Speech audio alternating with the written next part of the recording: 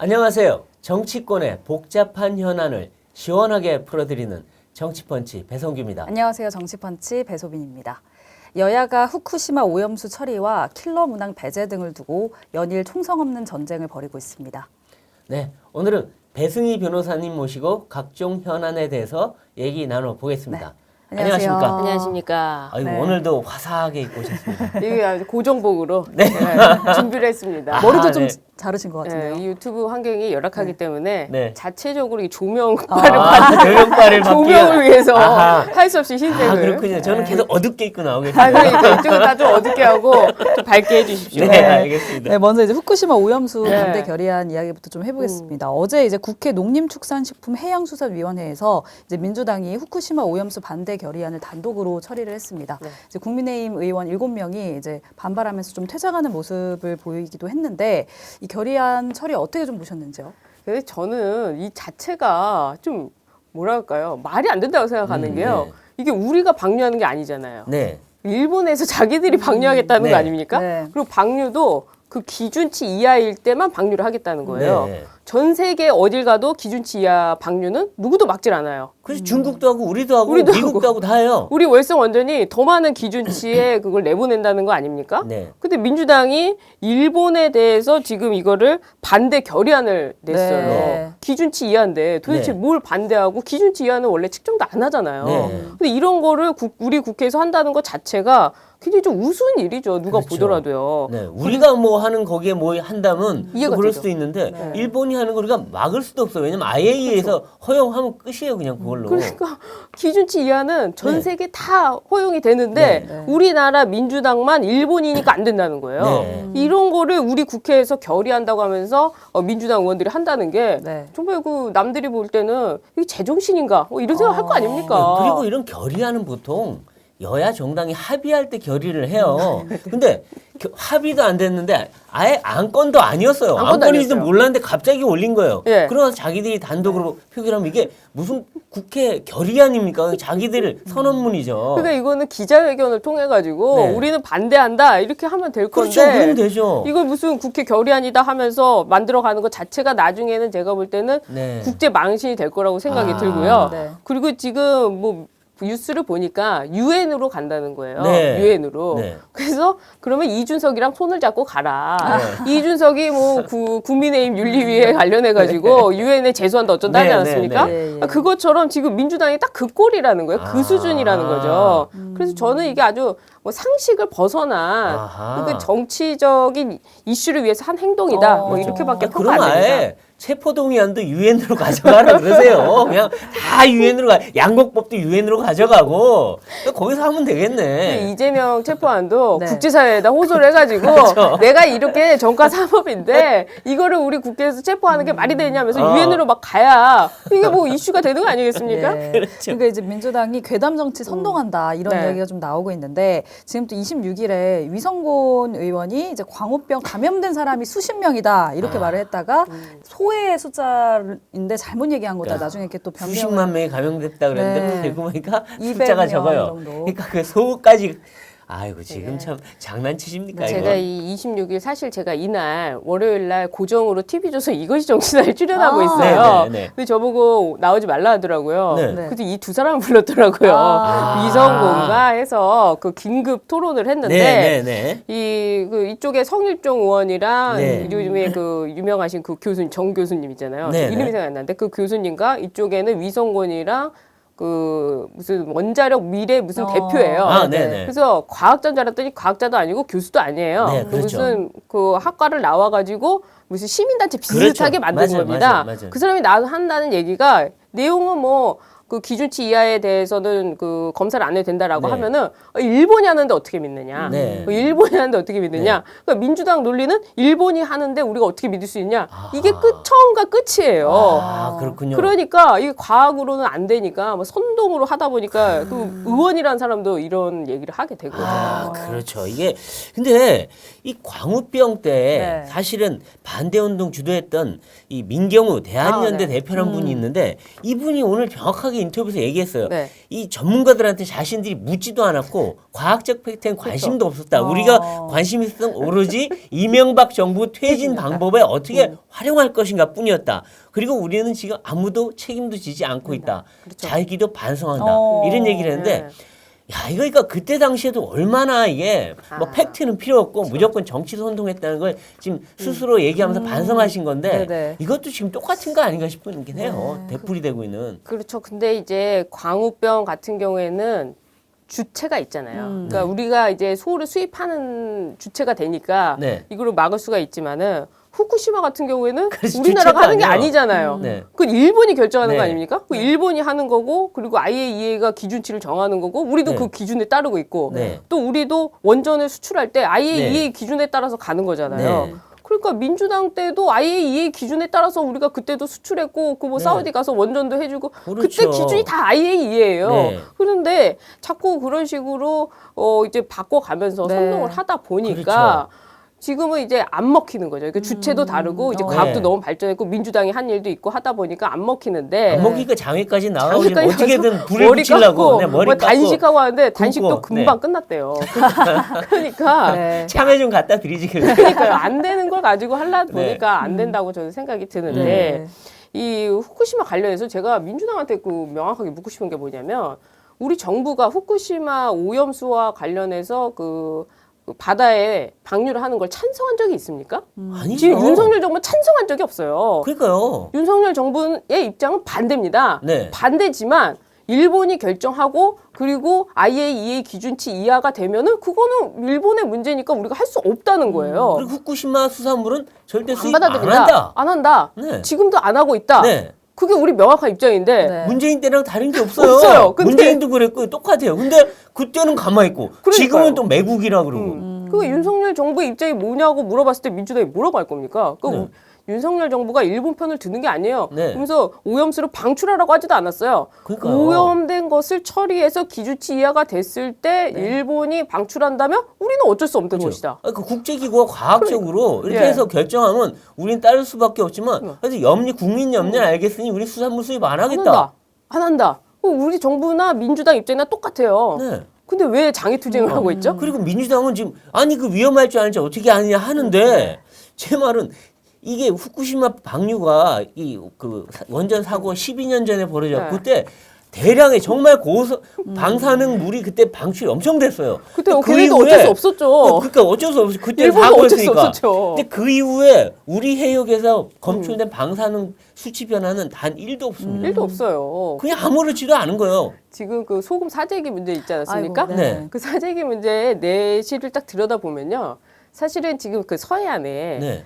그 태양광으로 가득 찼잖아요. 그렇죠. 그래서 그것 때문에 네. 염전 수가 줄어들어가지고 소금이 모자른다는 거예요. 아. 실제로는 그 태양광 때문에 소금이 많이 줄었대요. 염전을 태양광으로 다 채웠죠. 그러니까 그렇죠. 소금이 줄어든 건데 아니 아. 후쿠시마 오염수가 나오지도 않았는데 그러니까요. 이 소금을 사재기 한다는 게 말이 됩니까? 그리고 그 소금에 오히려 중국에서 오니까 그래요. 오히려 더 문제가 많다고 사람들이 중국은 생각하는데 얘기 안 해요. 얘기 안 해요. 그리고요, 예. 중국에서 나와도 삼중수소는 소금에서 검출될 수가 없어요. 그러니까요. 삼중수소는 물입니다. 증발돼 버려요. 그래. 그러니까 천일염이라는 게 물을 증발시켜 버렸기 때문에 네. 소금만 남은 건데 거기 무슨 삼중수소는 물이 있겠어요. 아니 이거를 우리는 이렇게 설명을 해드리잖아요. 그 뭐 이렇게 쭉 설명을 해드리는데 그 과학자분께서 인터뷰를 하는데 그러더군요. 그 좌파 쪽이 얘기하는데. H2가 물인 건지도 모르는 사람들이 방송을 만들고 있으니 이거 자기가 어디서부터 설명을 해야 되냐는 거예요. 그렇죠, 그렇죠. 그게 지금 맞아요. 민주당식 논리 아닙니까? 맞아요. 아, 맞습니다. 네. 이제 사드 네. 괴담도 주동하지 맞아요. 않았습니까? 사드, 그래서 그렇죠. 뭐 사드 전자파 때문에 참외가 썩을 거다, 뭐 전자레인지 참외 먹으면 병에 걸린다, 뭐 이런 이야기를 하기도 했었는데 지금 성주 참외 안 먹는 사람이 없지 않습니까? 그렇죠. 그러니까 제가 오늘 오늘, 지금 아이고, 시청률 참외를- 대족이 아닙니까? 와, 제가 긴급하게 제가 참외를 참외를 보여줍니다. 이게 성주 참외예요. 성주 참외. 아, 오. 성주 참외. 네. 너무 맛있어 보이는데요. 아, 제가 성주 배씨입니다. 저도요. 그러니까 우리가 성주 배씨야. 배씨는 성주밖에 없어요. 몇 군데 없습니다. 근데 이 참외를 갖고 왔는데요. 예. 이 참외가 도대체 무슨 죄입니까? 그러니까요. 그리고 이 참외와 관련해 가지고 저는 지금 이런 얘기 드리고 싶은 게 네. 이 참외한테 사과한 사람이 없어요. 어, 민주당이 최소한 이 성주 사과한테 사드 사과해야 되는 거 참외라고 아니에요? 전자파 참외가 참외라고. 무슨 죄입니까? 아 그때 참외 농가들 완전히 그냥 망했죠. 속이 그렇죠. 타들어갔어요. 타들어갔죠. 그래갖고 일부 매출도 많이 줄었던 네. 적도 있고. 그런데 빨고 보니까 전자파 없고 안전하고 맛만 있잖아요. 그래서 지금 최대 매출을 기록했어요. 맞습니다. 향이 너무 좋아요. 그러니까요. 주한미군 매점에서도 네. 내놓으면 다 팔린다고. 이 성주 참외 많이 판다고 하는데요. 어. 그러니까 저는 그 민주당이 굉장히 무책임하다. 네. 이 성주 참외를 만드시는 분들은 그 당시에 얼마나 그 충격을 받았겠습니까? 그러니까요. 거기 나오지도 않는데 그리고 지금 나오는 그 결과들을 보면 문재인 때 알면서도 다 속였다는 거 아니에요. 그렇죠. 문재인 정부 때 뭐 일부러 안 하고 그리고 그러니까 34번을 네. 측정을 했는데 그랬는데. 한 번도 결과를 공개 안 하고 숨겼다는 숨겼다는 거예요. 거예요. 왜 숨기겠어요? 그러니까요. 아 정말 나쁜 사람들이에요. 나쁜 아니, 사람들이에요. 그럼 국민들이 이렇게 우려하면 아 우리가 검사해봤는데 안 나오더라. 그렇죠. 그래도 몰라? 그럼 또 한 번 해봤다. 세 번, 네 번, 30번 해봤다. 안 나오더라. 안심하시고 참외 드셔라. 드시라. 네. 우리 농산물 이용해 주세요. 그게 정권이 할 일 아닙니까? 맞습니다. 그러니까요. 네. 아니 이거를 네. 또 먹방을 그렇게 하니까 그렇죠. 이 먹방이 또 문제라면서 한심하다고 하면서 네. 김기현 그거를 대표가. 네, 장경태도 그러던데 네. 아니 이게 참외를 들고 네. 우리가 참외 농가를 위해서 이게 먹고 이러면은 더 좋은 거 아닙니까? 아 그러니까요. 국민의힘에서 400박스나 샀대요. 전자파 안 나와요. 안 나와요. 전자파가 안 나와요. 전자파가 엑스레이 한 번 찍는 거에 뭐 몇백 아니, 오히려 분의 정도예요. 전화기 있잖아요. 네. 전화기에 전자파가 더 많이 나와요. 더 많이 나와요. 맞아요. 그러니까요. 제가 안 나옵니다. 아니, 그건 안 나와요. 전자파 없어. 걔가 뭘 저는, 전자파예요. 저는 제정신이에요. 아니 그 먹방을 하는 게 뭐가 문제입니까? 오히려 더 도와주는 아니, 거잖아요. 요즘 음식점 가서 후식으로 다 참외 나와요. 잘 먹어요. 잘 먹어요. 그래놓고 맛있어요. 사드 얘기만 하면 참외 전자파다 그러고 못 믿겠다고 아직도 그러고 있어요. 그리고 그래서 제가 민주당 의원들한테 네. 묻고 싶은 거는 그 지역에 가서 참외를 안 먹는지 네. 근데 먹으면 찍어서 이걸 올려야 된다고 저는 생각을 하고요. 네. 그리고 그 여의도에 네. 점심 저녁에 가면요 일식집이 굉장히 많잖아요. 그렇죠. 네. 일식은 뭡니까? 그 사시미 아닙니까? 네. 사시미가 우리말로 회 아니에요. 네. 그 회 먹고 있는 거 아닙니까? 그렇죠. 그리고 문재인 때도요. 네. 그때 후쿠시마 방류 이후에 사고 이후에 네. 문재인이 그 세월호 사고 날 횟집 가서 회 먹었잖아요. 네. 횟집 가서 회 먹었잖아요. 그런 사람들입니다. 네. 이해찬도 회 먹고 사케 먹고 그런 네. 사람들이에요. 그래서 네. 저는 이 많은 분들께서 혹시라도 네. 시청자분들께서 민주당 의원들이 회를 먹거나 네. 어디 뭐 수산시장에 간다거나 아니면 일식집에 들어간다거나 이러면 무조건 제보를 해달라. 아. 그 성주 참외 그 음식점 가면 후식으로 네. 참외 나오잖아요. 네. 참외 먹는 거 있으면 제보를 좀 해달라. 아. 저 그렇게 말씀드리고 싶어요. 그러니까 안전하게 자기들도 먹으면서 괴담만 퍼뜨린다 그렇죠. 이런 얘기죠. 아니 이재명 대표가 그 강원도에 가서 주문지 시장 가서 먹은 게 회 아닙니까? 네. 그렇죠. 결국에는. 그러면 이 회가 문제가 있다고 하면서 그 회를 먹으면 도대체 어떡하라는 겁니까? 그러니까요. 말이 안 된다는 거죠. 근데 정말 이런 괴담이 자꾸 번지니까 네. 노량진 수산물시장 같은 데는 수산물시장 가면 네. 손님이 절반 이하로 줄었대요. 그리고 그러니까요. 저도 최근에 유명 횟집을 갔는데 네. 한국식 횟집이에요. 사람 많던 집이 절반도 안 찾더라고요. 그러니까 이런 괴담이 사람들한테 불안감을 공연히 일으키니까 피해를 보는 건 자영업자, 수산물업자, 그다음에 어민들 이런 분들 아니에요. 지금 그 어민뿐만 아니라 네. 사실은 우리가 회를 먹을 때 그냥 회만 먹습니까? 초장도 먹고요. 그렇죠. 그리고 또 이제 쌈도 쌈도 싸 먹고요. 네. 그다음에 그 매운탕 만들면은 그 야채도 들어가고요. 그렇죠. 고추장도 들어가고요. 뭐 음식들이 굉장히 많이 들어가잖아요. 네. 그러니까 사실 그 재료를 납품하시는 자영업자분들도 손해를 보시는 거예요. 그렇죠. 장사가 안 되는데 뭐 상추 납품이 네. 되겠습니까? 그리고 그거를 나르는 그 운전수들도 계시잖아요. 네. 운송업자들도 다 그 타격을 입는 건데 마치 그 하나만 가지고 공격한다는 것 자체가 얼마나 네. 그 민주당이 어리석은 일인가. 전 국민에게 피해를 주는 거 아니겠습니까? 그렇죠.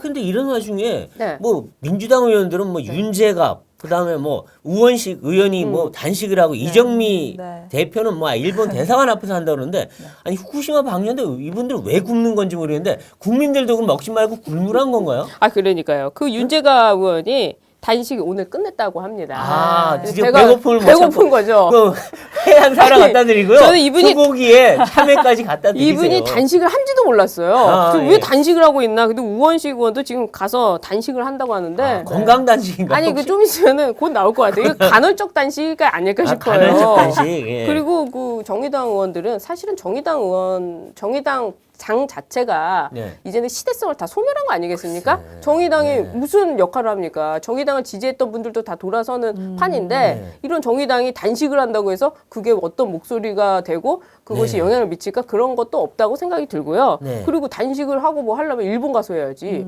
여기서 한들 그게 무슨 의미가 있습니까? 아, 정말 황당합니다. 네.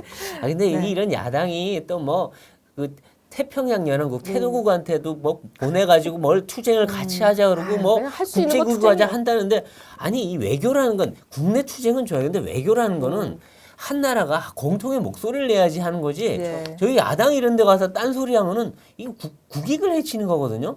아 이런 일은 좀 안 했으면 좋겠는데 정말 정말 국제 망신당하는 일이에요. 그러니까 할 수 있는 거라고는 오직 투쟁. 네. 투쟁밖에 없으니까 네. 국내에 지금 투쟁이 안 되잖아요. 네. 그러니까 이제 해외에 있는 뭐 나라들한테 그 서한을 보내가지고 투쟁을 하겠다는 건데 그 사람들도 바보가 아니잖아요. 네. 그 사람들도 자기들의 목소리를 내지만은 그것이 후쿠시마에서 오히려 기준을 낮춰가지고 보낸다면 어쩔 수 없는 거 아니에요? 네. 그 입장 동일하거든요. 네. 괴담 만드는 건 우리나라밖에 없다는 거 아닙니까? 그러니까요. 그러니까 아. 국제 망신을 자초하는 거죠. 그러니까 저희도 국민들이 우려하는 건 알아요. 저희도 후쿠시마 방류 안 하는 게 하는 것보다는 낫죠. 안 하는 게 맞죠. 좋겠지만 그쪽에서도 어쩔 수 없이 한다 그러고 국제 기준에 맞춰서 한다고 해서 국제적으로 인정을 받아버리면 우리도 더 이상 뭐라고 하긴 힘들어요. 그게 여러 가지의 논점이 있는데요. 우리나라의 원전은 어떻게 하나? 우리나라 원전도 바다에 방류를 합니다. 그래요. 기준에 그래서 맞춰서 하는 거예요. 원전이 다 바다 근처에 있는 게 그것 때문이에요. 그렇죠. 내륙에 있기가 힘들어요. 아니 물이 있는 데가 있어야 예, 돼요. 왜냐하면 방출을 해야 되기 때문에 예, 바다 근처에 강이든 있는 호수든 것이고 바다든. 중국도 그러니까 우리나라 근처 그쪽에 만드니까 바다 근처에 있고 우리는 그렇죠. 서해가 마주치고 있는 거 아닙니까? 그럼 우리나라는 어떻게 할 거예요? 그러니까 우리나라에서 만약에 원전 사고가 일어났다. 네. 그때 우리는 어떻게 할 것이냐? 네. 그럼 우리는 그러니까 니들끼리 먹어라. 일본에서 그러면 우리가 가만히 있겠습니까? 그렇죠. 이거 우리 주권 문제고 우리도 기준치 이해되면 내보내는 건 너무 당연한 거다. 이건 과학이다 할 거 아닙니까? 그러니까 일본도 마찬가지고요. 그리고 그것을 그들이 만약에 갖고 있는다 하더라도 그것이 결국에는 지하수로 들어가게 되면 네. 그거는 다른 농산물로 나오게 되는 것이고 네. 결국에는 환경에 똑같이 영향을 네, 미치는 네. 거예요. 근데 그걸 가지고 바닷물에 버리니까 우리도 먹는 거 아니냐? 이런 아주 단순한 생각으로 공격하는 것 자체가 틀렸다고 네. 생각하고 저는 진짜 이해가 안 되는 게요. 네. 이걸 우리가 왜 논의를 하고 있나? 애초에 네. 이걸 왜 우리 정부가 하겠다는 것도 아니고 네. 일본 정부가 하겠다는 거를 네. 우리가 왜 이 과학적인 것까지 얘기를 해야 되는지 네. 저는 정말 이해가 안 돼요. 그렇죠. 맞습니다. 우리 정부는 반대 입장입니다. 네, 네. 맞습니다. 이거 혹시 여당이 어떤 맞불 작전을 펼치면 좋겠다 하는 어떤 아이디어 같은 게 혹시 있으신가요? 지금 먹방 굉장히 히트를 쳤어요. 네. 근데 제가 이제 뒷얘기인데 네. 이거를 조수진 의원이 네. 아이디어를 내 가지고 네. 이제 지도부에서 오케이가 됐나 봐요. 네, 예. 그래서 먹방을 먹으러 갔는데 네. 그 먹방에 조수진 의원이 안 나왔다고 하더라고요. 아이디어만 제공하고. 아이디어만 제공해서 안 부른 건지 빠진 건지 모르겠습니다만은 그래서 이 아이디어 차원에서 나왔는데 저희도 그 릴레이로 굉장히 많은 분들께서 회도 많이 사주시고 하니까 네. 굉장히 뭐랄까 선한 영향력 아 그렇죠. 오랜만에. 회도 먹고 밥 한 공기 다 먹고 참외도 먹고 하면 좋을 것 같습니다. 네. 네. 이제 김남국 의원 얘기 한번 해보죠. 이 배승희 변호사께서 전번에 김남국 의원이 네. 이제 가평 잠적하기 직전에 네. 가평유교에서 발견된 거를 이제 처음으로 저희한테 와서 터트리셔서 또 맞습니다. 화제가 됐는데요. 예. 이 김남국 의원이 이제 국회 윤리위에 제소가 돼서 시간이 엄청 흘렀는데 네. 또 어제도 그제도 네. 결국 그 윤리 제재를 못하고 왜 못했냐 해봤더니 김남국 의원이 자기 자료를 제출을 안 했다. 맞습니다. 그래서 알 수가 없었다. 이 뭡니까 이 사람 자기 제출한다 그랬잖아요. 김남국 말을 들어보니까 네. 제가 언제 자료 제출을 한다고 했습니까? 뭐 이럴 판이에요. 자기 공개한다 그러지 않았어요? 자기는 다 투명하게? 제출을 했다는 겁니다. 근데 아. 제가 김남국 의원이 지금 교육위로 들어갔잖아요. 네, 예. 네. 거기 가서 교육부 장관한테 네. 자료를 왜 안 냈냐. 자료를 내란 말이야. 뭐 이러고 있는 거예요. 그래서 김남국 너나 좀 잘 내지. 그렇죠. 아니 이주호 장관도 마찬가지입니다. 네. 만약에 한동훈 장관이었으면 아마 그랬었을 것 같아요. 의원님도 자료 안 내지 않으셨습니까? 자료나 내고 얘기하세요 할 텐데 하고 자료 요구에 대해서 그렇게 하고 있는데 네네. 김남국 의원에 대해 이런 얘기가 있더라고요. 네. 에어드랍으로 해서 받았다는 거 아닙니까? 네. 그러니까 누군가를 통해서. 그렇죠. 근데 이 업체도 바보가 아닌 이상 직접 주지 않고 한 사람을 거쳐서 김남국한테 갔다는 거예요. 에어드랍도 네. 쿠션으로 갔군요. 쿠션으로. 요 방어막이 있는 거죠. 네네. 근데 이 아하. 방어막인 사람이 지금 뭐 다 알려진 얘기로는 네. 이 김남국의 로스쿨 동기라더라. 아. 여기까지 지금 뭐 나왔다는 겁니다. 네. 그래서 네. 이 동기를 거쳐서 가게 됐을 경우에는 음. 이 자료까지 제출되게 되잖아요. 네, 아. 그러니까 본인이 캥기는 게 있으니까 이 자료를 못 내는 거죠. 아하. 그리고 그 애초에 금원, 그러니까 처음에 시작했을 때 뭐 LG 디스플레이 얘기를 네, 계속 네. 하지 않았습니까? 예. 근데 지금 보니까 이 김남국이 그 재산 신고를 할 때는 네. 그거를 코인으로 바꿨다가 네. 다시 또 이렇게 재산으로 바꿨다가 왔다 갔다 그렇죠, 하면서 왔다 재산 갔다. 숨겼잖아요. 네. 그러니까 여러 가지가 나올 것 같으니까 자료 제출을 못 하는 거죠, 지금. 아, 그렇죠. 그러니까. 자기의 숨겨진 뭔가 그 캥기는 국면이 나올까봐 네. 결국은 못 공개 못하고 검찰이 수사해서 니네가 발표봐라. 네. 뭐 이렇게 이제 뻗대는 거다. 그 원래 이 형사 사건을 하잖아요. 예. 그러면 무죄 주장을 하는 사람들은요. 네. 굉장히 적극적입니다. 그렇죠. 아. 처음부터 뭐 필요하지 않은 자료까지 싹 다 내요. 그렇죠. 억울하니까. 억울하니까. 네. 그리고 판사 앞에 가서도 말을 굉장히 많이 합니다. 네. 무조건 내가 얘기한다. 근데 지금 김남국은 어떻죠? 안 내고 있잖아요. 그렇죠. 그러면서 자기가 뭐 아무런 혐의가 없다고 주장하는 거는 이거는 범죄인의 전형적인 그렇죠. 유죄를 받는 사람들. 이재명 대표가 그렇게 밖에서는 나는 혐의가 없고 무죄다 하더니 막상 검찰 가서는 네. 묵비권에 가까운 행사를 했어요. 그러니까요. 진술서 하나 딱 내고 거기 나와 있잖아요. 이게 무슨 태도입니까 이게? 그 조국이 보십시오. 네. 조국 지금 이제 피고인이니까 맞아요. 피고인 조국 실형 2년 징역 아. 실형 2년을 네. 받은 조국 그 사람 어땠습니까? 검찰 들어갈 때 내가 무슨 투쟁하는 네. 것처럼 또 법원 가서도 네. 다 소상히 밝히겠다 해놓고는 증인으로 나가서 진술 거부권 300번인가 했어요. 그러니까요. 사실상 묵비권 행사했어요. 그 똑같아요, 양반. 똑같아. 아, 어쩜 이렇게 뻔뻔한지 모르겠어요. 네. 그리고 헌법상의 권리라고 아주 뭐 큰 소리 치는데 김- 아주 그렇게 자신 있으면 얘기를 해야죠. 그러니까 김남국의 스승 아닙니까? 아. 조국과 아. 이재명과 아하. 조국은 머리맡에 사진을 두고 그렇죠. 기도를 올렸던 사람이고 그렇죠. 이재명은 자기 그 대학교 선배이자 네. 스승 그렇죠. 아닙니까? 그렇죠. 딱 배우는 거죠. 그렇죠. 김남국이 개국본으로 뜬 사람 아니에요. 조국 살리자고. 거기서도 3억 슈킹 의혹이 있지 않습니까? 네. 아. 그럼 김남국 의원 결국 어떻게 될 거라고 좀 전망하십니까? 그러니까 이제 좀 분위기가 사회적 분위기가 상당히 좀 변화하는 것 같아요. 네. 그러니까 여러 가지 우리가 뭐 얘기를 하잖아요. 의혹에 대해서 얘기를 할 때 문재인 정부 때 방송을 나오면요. 유죄라고 말 못해요. 그러니까 의혹이다라고 꼭 붙여야 되고 네. 뭐 3심까지 무죄 추정의 원칙이다 이걸 꼭 붙여야 네. 되는데 지금 좀 분위기가 변해서 네. 상당히 의심이 된다. 어. 그리고 유죄인 것 같다. 이렇게 네. 말을 해도 좀 넘어가는 분위기가 되다 보니까 저는 김남국에 네. 대해서는 상당히 형량도 세게 나오고 이게 어. 국민들이 그게 유죄로 이미 판단을 했다. 네네. 그렇기 때문에 뭐 김남국 의원에 대해서도 구속영장도 나오지 않을까 뭐 어. 이렇게 예상이 아, 됩니다. 그렇군요. 그렇군요. 근데 어쨌든 이제 국회의원의 그 가상 자산도 이제 신고를 네, 하게 맞습니다. 법이 만들어졌지 않습니까? 근데 김남국 의원이 좀 신고를 해야 될 텐데 이렇게 안 하면 이것도 법 위반이 될 텐데 어떻게 될지 모르겠네요. 네. 그래서 저는 이 여야가 지금 합의로 심지어 야당까지도 네. 김남국 방지법을 만들었어요. 그렇죠. 맞습니다. 김남국 방지법을 급하게 만든 이유가 뭡니까? 김남국 같은 사람 나오면 안 된다. 이거를 지금 네. 민주당도 안다는 거 아니에요. 네. 근데 그렇죠. 지금 김남국 의원은 아무것도 내지도 않고 그렇죠. 버티기 하고 있고 내가 지금 뭘 잘못했느냐 오히려 의혹을 제기한 뭐 장해찬부터 시작해서 다 고소하고 하고 고발했죠. 이런 판인데 이제 뭐 가상자산 신고한다.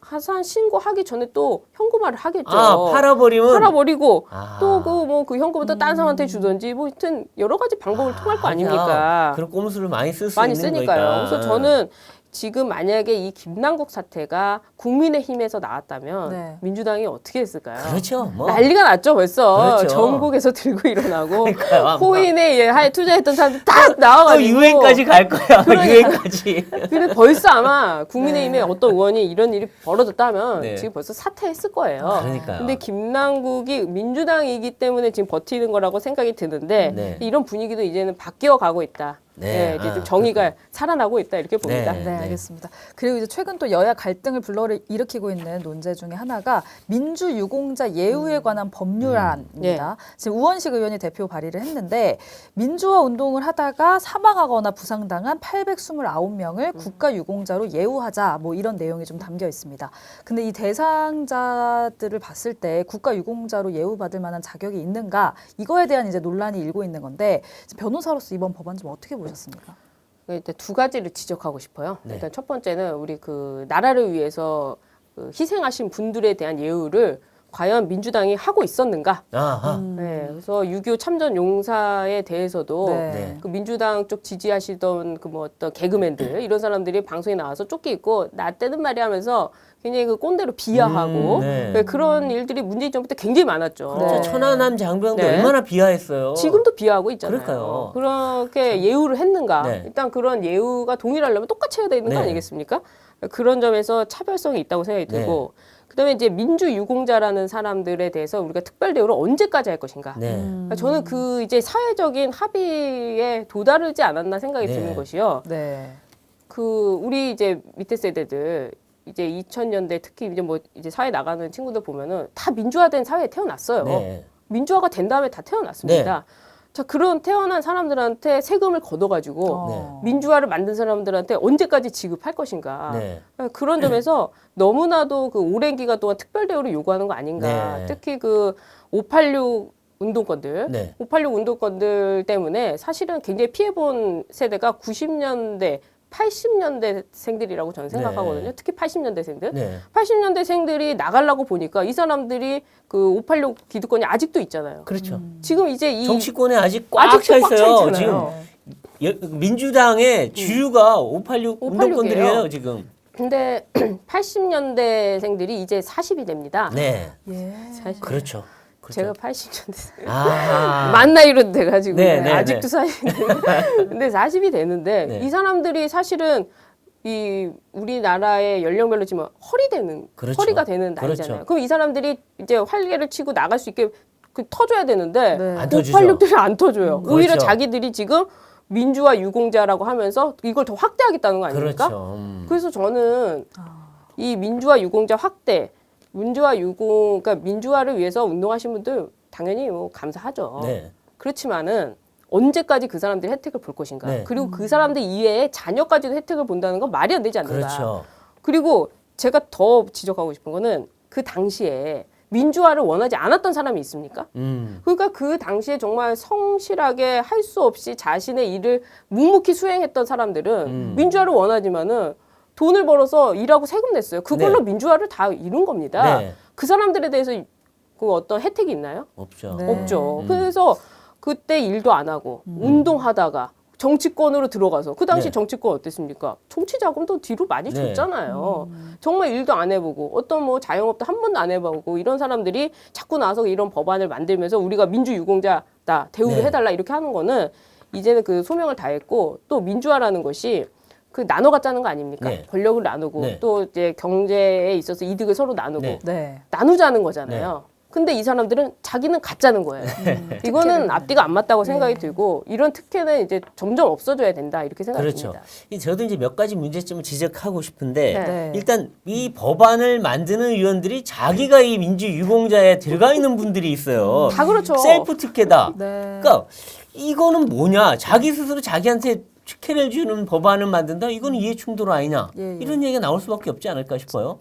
오늘 기사를 검색해 보니까 그 민주당의 김성주 의원이 네. 맞습니다. 그 조선일보를 네. 법적 조치하겠다 아, 난리가 네. 났어요. 네. 그래서 보니까 이 사람이 왜 민주유공자로 되나 하고 보니까 90년에 그 노동절 100주년 기념 시위를 했답니다. 네. 90년이에요. 네. 1990년. 네.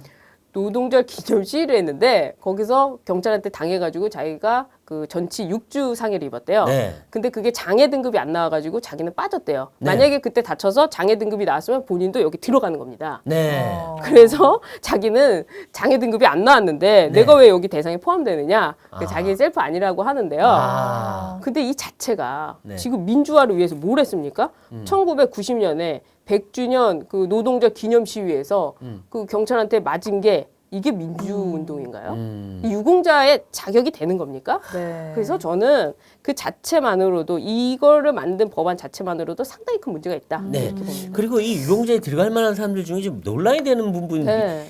이 전민련 사건이나 서울대 민간인 고문 사건이나 동의대 사건 이런 거 관련자들도 지금 잘못하면 들어간다. 네, 네. 이미 그분들 일부는 됐어요. 이미 또 민주화 그 대상에 들어가 있고 네. 추가로 이 법이 되면 또 들어간다는 건데 이 사건들은 논란이 상당히 큰 사건들이거든요. 이게 그렇죠. 민주화냐 이게 순수한 이렇게 볼 수 있는데 이런 부분들까지 과연 들어가는 게 맞느냐? 그래서 지금 민주화 유공자들 명단을 그럼 정확하게 공개해봐라. 누구냐. 근데 왜 공개도 안 하느냐. 그러니까 그렇죠. 민주화 유공이라 훈장이란 건 명예스러운 거라 공개를 하잖아요. 다 6.25도 그렇죠. 다 공개하거든요. 근데 이분들은 공개를 안 해요. 그러니까 말입니다. 그 지금 문제가 되는 게 유시민 씨와 관련돼서 네. 우리가 흔한 말로 서울대 뿌락치 사건이라 사건, 하잖아요. 유시민 이분은 어떻게 보면은 이득을 얻었을지 모르지만 그 당하신 분은 지금도 피해를 입고 있거든요. 그럼요. 그분에 대해서는 조명을 안 해요. 오히려 그분이 더 어떤 수혜 대상자가 돼야 되는 거 아닙니까? 가해자는 네. 배지 달고 뭐 국회의원 강연하고 해서 다 돈 벌고 명예 얻고 다 하고.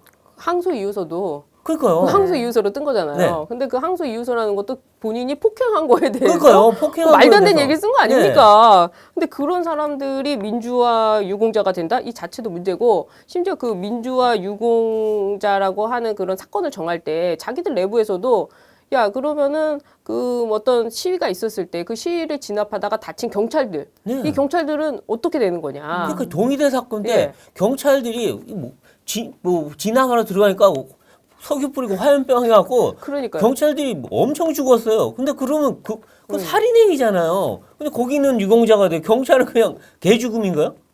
그러니까 아, 지금 이 나라의 정상화를 위해서라면요. 어쨌거나 그 불법 행위에 대해서는 분명한 그 처벌이 있어야 된다고 네. 생각을 해요. 그래서 그것이 본인들은 정당방위라고 할 수 있을지언정 돌아가시면 경찰이 있잖아요. 그분들에 대해서 정말 피해 보상을 해줘야 되는 거 아니겠습니까? 네. 그래서 여러 가지 사건에 있어서 민주화라는 것 자체, 이거를 이제 특혜로 한다는 것 자체가 저는 문제라고 생각이 들고, 그리고 이렇게 자랑스럽다면 공개를 해야죠. 그렇죠. 근데 공개를 안 한다는 것도 앞뒤가 안 맞는 거죠. 그러니까 네. 공개도 안 하고 훈장 받고 이익을 받는다. 이거는 좀 말이 안 되죠. 말이 안 되죠. 명예로운 일인데 왜 공개를 안 할까? 그래서 뭔가 또 캥기는 게 있나? 이쪽에서 말씀드리는 게 뭐 5.18 유공자를 왜 공개하지 않느냐 네. 이런 얘기도 나오잖아요. 그러니까 저는 그것도 문제라고 봅니다. 그러니까 이 5.18 유공자가 점점 늘어나고 있어요. 그 계속 늘어요. 계속 늘어나요. 근데 누군진 몰라요. 네, 계속 늘어나요. 그 네. 심사를 보훈처가 하는 게 아니고 예. 그 지방에 있는 거기서 그렇죠, 하거든요. 맞아요. 그러니까 점점 늘어나요. 근데 심지어 서울에 그 당시에 서울에 있던 사람도 유공자가 돼요. 글쎄요. 그 관련해가지고 네. 이런 거는 분명히 문제가 있고 그것이 네. 정말 유공자로서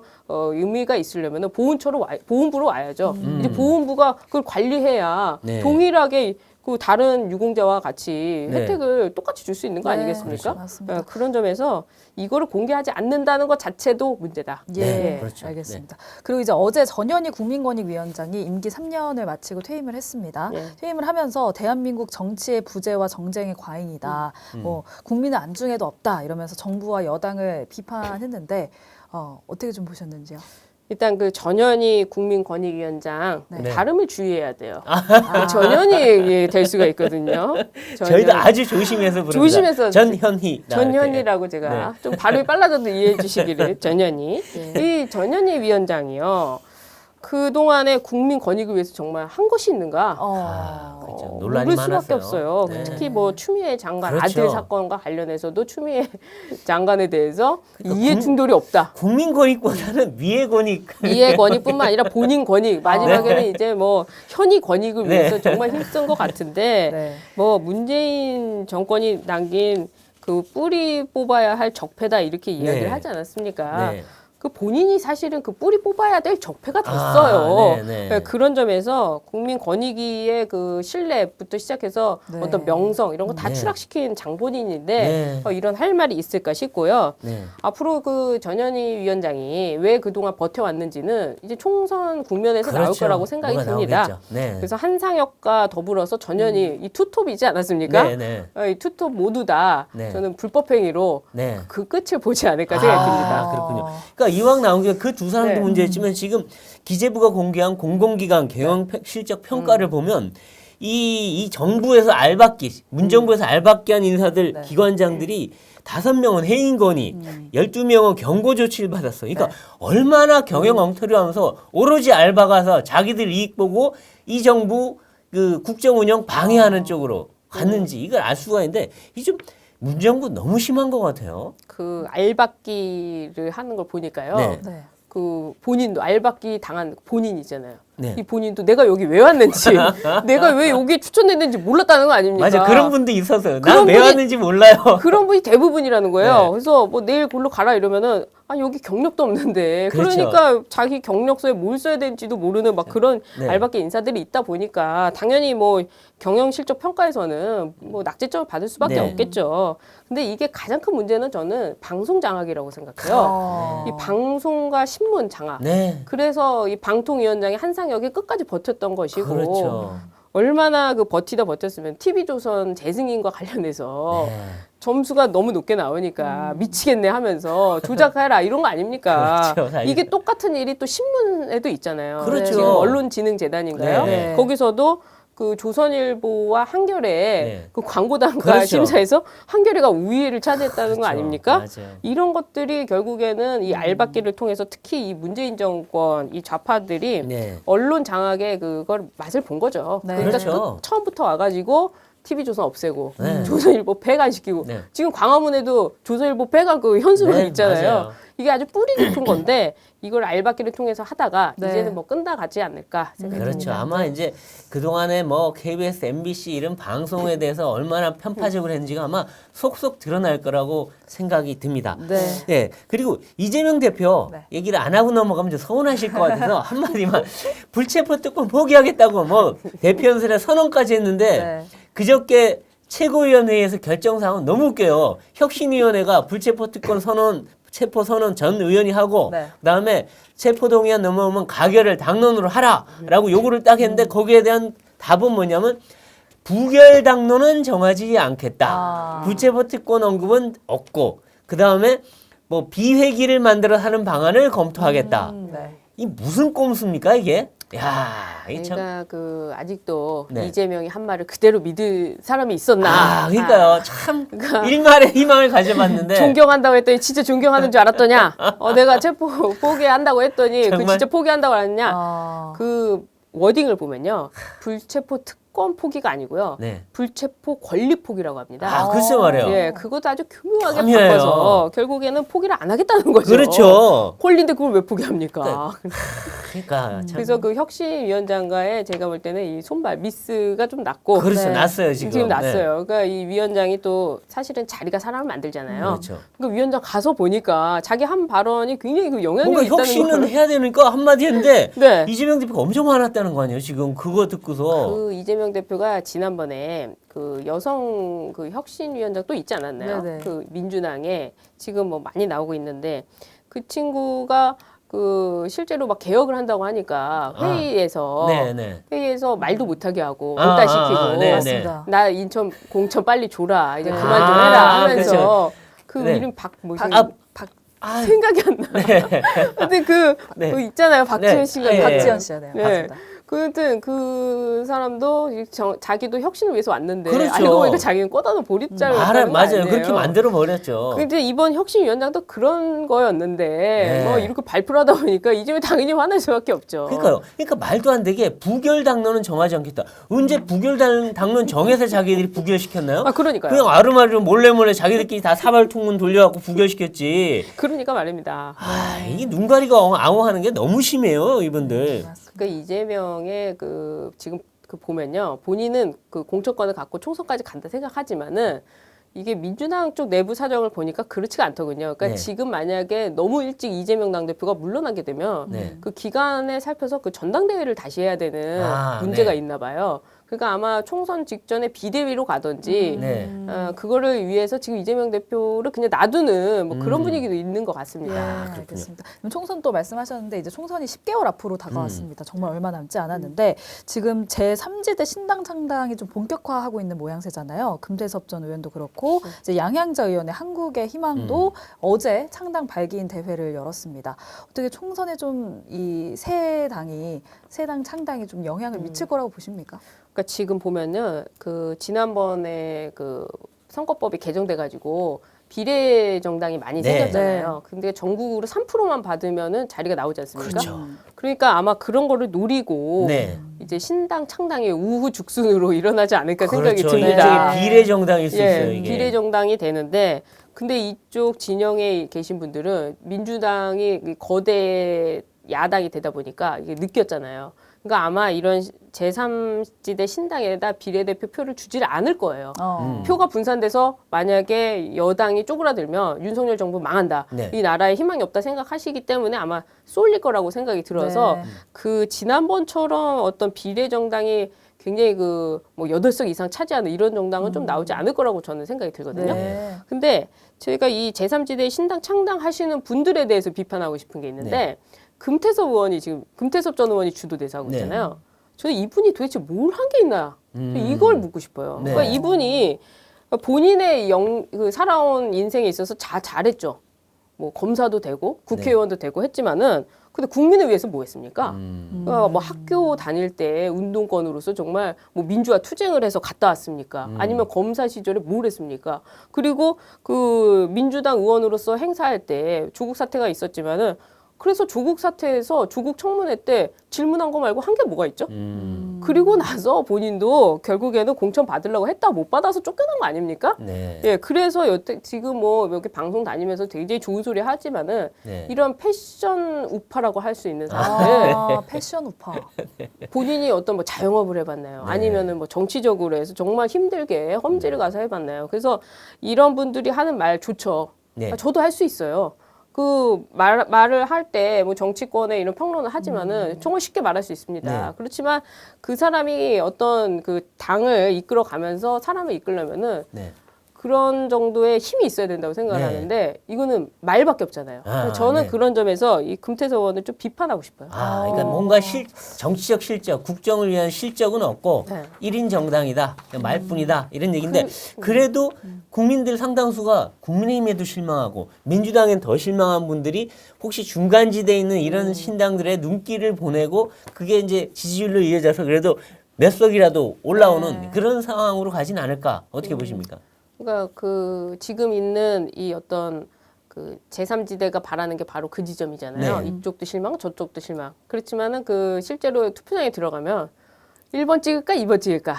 이렇게 된다는 거죠. 네. 그러니까 우리가 그 여론조사를 하면요. 네. 어떤 식으로 찍으실 겁니까? 해서 규범적으로는 정책을 보고 찍습니다. 이렇게 네. 1번으로 답하지만은 네. 투표장 들어가면요. 걔 우리 고향이지 이러고 찍는단 말이에요. 그렇죠. 그러니까 그거 너무 다르다는 네. 거죠. 그래서 규범적으로는 제3지대가 성공할 수 있죠. 그래서 네. 안철수 의원 같은 경우에도 녹색 바람 불러일으키지 않았습니까? 네. 그래서 그 호남 지방을 기반으로 해서 네. 비례를 많이 얻었잖아요. 네. 예. 근데 그것도 결국에는 지역 기반이 있어야 돼요. 그렇죠. 우리나라에서 지역 기반 없이 그렇게 하기가 쉽지가 쉽지가 않습니다. 않다. 네. 그래서 지난번에 어떤 그 손혜원 의원이 만들었던 그 정당이 성공할 수 있었던 건 진짜 팬덤인데 지금은 그것에 국민들이 굉장히 그 뭐랄까요 그 불이익 어떤 그 굉장히 맛을 봤기 때문에 이런 식으로는 안 되겠다 생각을 하실 거라고 저는 생각이 들고 그리고 제3지대 지금 금태섭 신당이 노리는 표가 국민의힘 쪽에서 오는 표라면은 이거 더더욱 더 계산 미스다.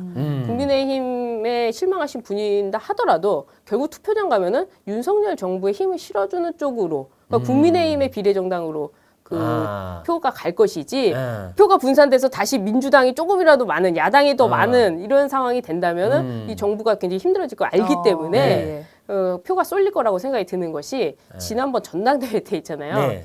전당대회 때 저랑 같이 방송을 하시는 우리 민영사 원장님. 네. 민영사 원장님이 다 될 줄 알았어요. 네. 네. 근데 왜 안 됐느냐? 네. 그 당시에 이준석계가 들어오면 안 된다.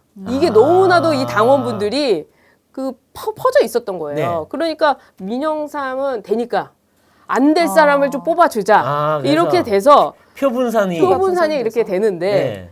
그 정도로 지금 심정이 그랬다는 그런데 거군요. 이 실제로 국회의원을 뽑는 데서는 어떻겠습니까? 그런 점에서 저는 좀 제3지대 신당에 그렇게 이득을 보지 못할 것 같다. 돌풍커녕 미풍도 힘들다. 알겠습니다. 네. 끝으로 이제 글로브를 끼시고 펀치를 좀 시원하게 날려주시는 걸로. 누구한테 날려야 됩니까? 너무 많아요, 날릴 수. 글쎄 말이에요. 이게 참. 문재인부터. 문정권. 네. 문재인. 네. 문재인. 이 나라를 망친 주범 아닙니까? 이념에 빠져가지고 자기들의 이익만 얻어서 사실 자기는 잘 살고 있지만 국민들을 모두 피해본 네. 이재명 펀치 날리고요. 그리고 한상혁. 네. 이거 뭐 CBS인가 나왔더라고요. 네. 피고인이 나올 수 있습니까? 네. 한상혁 방송장악 이거 안 됩니다. 네. 그리고 전현희 네. 제발 집에서 쉬십시오. 알겠습니다. 네, 오늘은 배승희 변호사와 함께 베베베 트리오로 방송을 진행해 봤는데요. 저희 좋아요와 댓글, 알림과 구독 설정까지 꼭 부탁드리면서 다음 이 시간에 또 찾아뵙도록 하겠습니다. 고맙습니다. 고맙습니다.